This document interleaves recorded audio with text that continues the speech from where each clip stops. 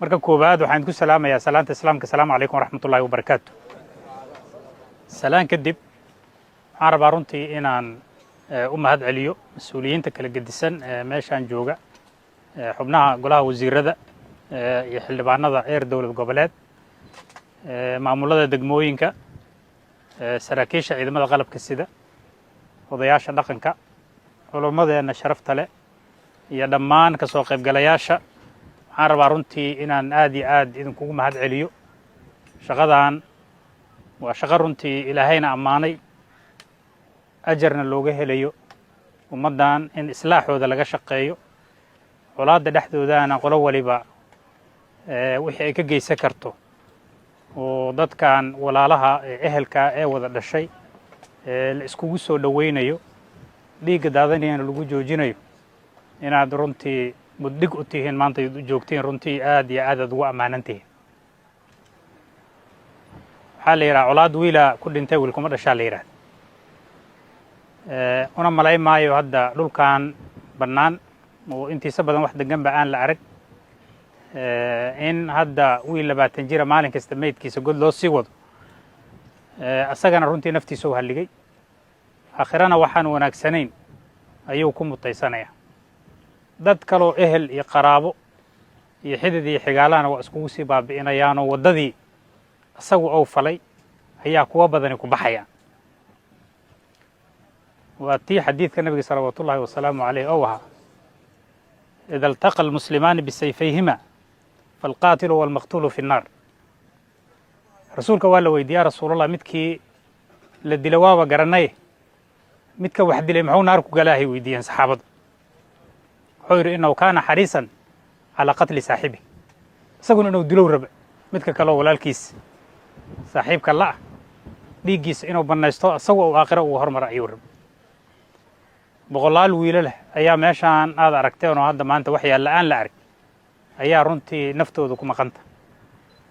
ilaahay waxaan u weydiinaynaa inuu dembi dhaafo, kuwa dambana raadkoodii inaysan qaadinaan ilaahay uga rajaynaynaa insha allah, ugana baryaynaa. dadkan dad eheloo wada dhashay waa 11 sana aniga xildhibaan ah, 4 kursi oo beesha sida ay ku leeyihiin galmudug oo golaha shacabka, kursiga shaneeye oo horta magac sada sita ayuu ahaa kursiga aan ku fadhiyey. kursiga bahina xasana loo yaqaan. jihooyinka marka cidda qaraabada loo kala tilmaamo, kuwan waxaa la yidhahdaa kursiga bahina xasana, kursiga waqooyi horta lama yidhaahdo. meeshay ka timid dhaliyadaasuna waa hooyadiina dhashay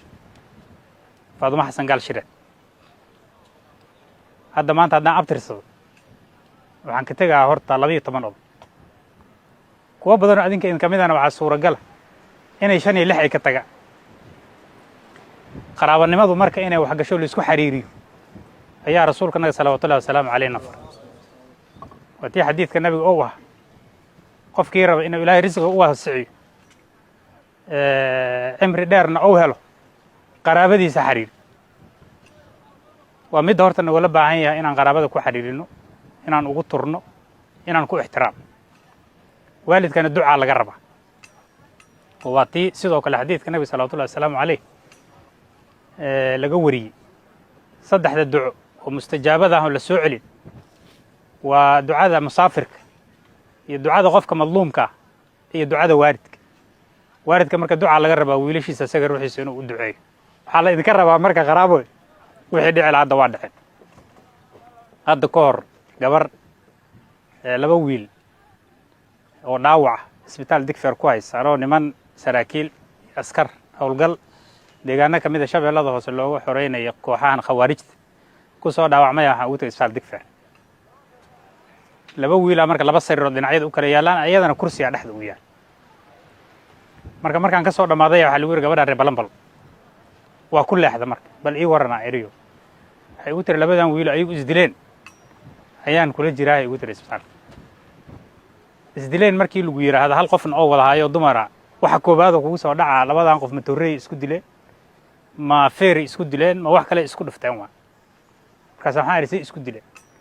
2 furmood ay ka soo kala jeedeen igu tiri oo midba dhinac ayuu ka soo jeeday. waxa mid waliba ku yaalana waa xabadihii furintii uu ka soo jeeday ee kan kale uga hor imaanay maxay ku yihiin aan ku iri midna anuu ila dhashay tiri midna anaa dhalay waa wili abtigiis yaa haya ayadii hays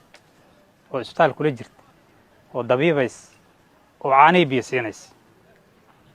gabadhaas marka walaalkeed iyo wiilkeeda meeshaas ay ku baxeen labada dhinac horta ma ka gablan dadka isdilaayo ehelkaan horta saas waxaa nagala rabaa marka jabtarkii hore ayaan dhahaa niman odayaal uga sheekeeyo hadda colaadu 20 jirka iyo 60 jirka hadda kuma koobnee hoos u sii dagaan dhigta galabaan meel casr liiqi ay ugu qabat Cali Xasan Tuule la yiraahdo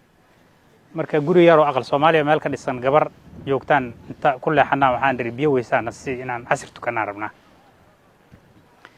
biyo noo keentay salina meel noo dhigtay markaan salaadii casr iska bixin ayay gabar yar waxay nagu soo dhiibtay shaah oo 4 jira waa noo timid marka shaahi markay noo keentaan waxaan idhi adeer magaca markaas waxay u tiri Hablaaya la yiraahdo aabaha magaciisa aan ku iri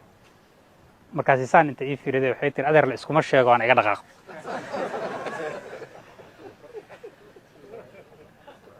markii shaaxnagi aan cabnay aan cidda u tagay waa isku sheegay marka askar dabcan la socotay waa isku sheegay marka waxaan ku iri waa ninkaas ana way aqootay ayadana isku sheegay su'aalan weydiiyay gabadhan waxay u tiri aan ku iri la iskuma sheegaysay wax jira waxay u tiri marka deegaan colaadeed waay dad socdaa imaanaya waa la kala aarsana dakanooyina ka jira ciyaalka markay yar yihiin waxa loo sheegaa tiri inaysan sheegin aabahood iyo meesha ay ka soo jeedaan ababintu marka horta xagee ka imaanay soo 4 jirkii ma waxa colaada lagu ababinay oo la leeyahay reebel iska ilaali 15 sano horta meesha ku gaar qoriga inta qaatay waxa koobaad oo ka shaqeynaa waxay noqonaysaa horta wixii lagu soo barbaaray harabna marka horta guryahanaga inay ka soo bilaabato nabadda inay ka soo bilaabato dadka kugu sokeeya kor la sii aado dariska la aado waa sida hadda la sheegayo xaqii darisnimada waa la isku leeyahay oo ab ka dhawaata la yiraahdo tii dhaliyana waa la isku leeyahay waa mid hadda aan 10 oday kala tirsanayno waxaan codsanayna meeshaan caaw in lagu aaso wixii colaada ay ka jiri jiray degmadan Balanbal insha Allah saraakiisha ciidamada waa joogaan waxaan rabnaa oo maanta go'aanadanadu ay yihiin waxa koobaad horta ka bilaabayna hadda ka hor waxaa jira kulleeb heshiis la gaaray saan mareynaa 2023 bishii Maarso oo ah inaan wax binaa oo dambo deegaanadan laga dhisi kara aysan jirin hay'adaha amnigana mas'uuliyadda amniga mas'uul ay ka noqdaan waad ku heshiideen hadda ka hor laakiin ma fulino kadib dhibaatooyin badanna ay dhaceen dad badan la laacay waxaan rabnaa marka horta inaan meeshii inta u laaban waxa koobaad oo shaqaha la qabanaa horta inay noqotaan rabnaa derbiga meeshaan aan ku soo marno dhisan horta in la dumiyaan rabnaa oo lagu celiyo meeshii binada ahayd oo heshiiska markii la saxiixay dhisnaa taas qodobka koobaad qodobka labaad 4 qof meeshaan ku dhimatay colaad hadda u dambeysay oo labada dhinac ayadana waxaan rabnaa mas'uuliyadeed in anaga idin ka qaadno aanan idin ku celinay anagu aan xalin insha Allah hadii alla yiraahdo qodobka saddexaad amniga meeshaan waxaa laga bilaabaa saacadan mas'uulka ah hay'adaha amniga talisadii ciidamada waa joogaan taliyihii qaybta 12aad waa joogaa taliyihii booliska waa joogaa taliyihii nabad sugidana waa joogaa xilligan laga bilaabo qofkii lagu arko qori asagoo ku wata laga soo bilaabo balihawd ilaa saalax laga tagay mas'uuliyadiisa sidii shabaabka inay ula dagaalamaan oo qoorta laga gooyo horta hay'adaha amniga qaada adinka naga codso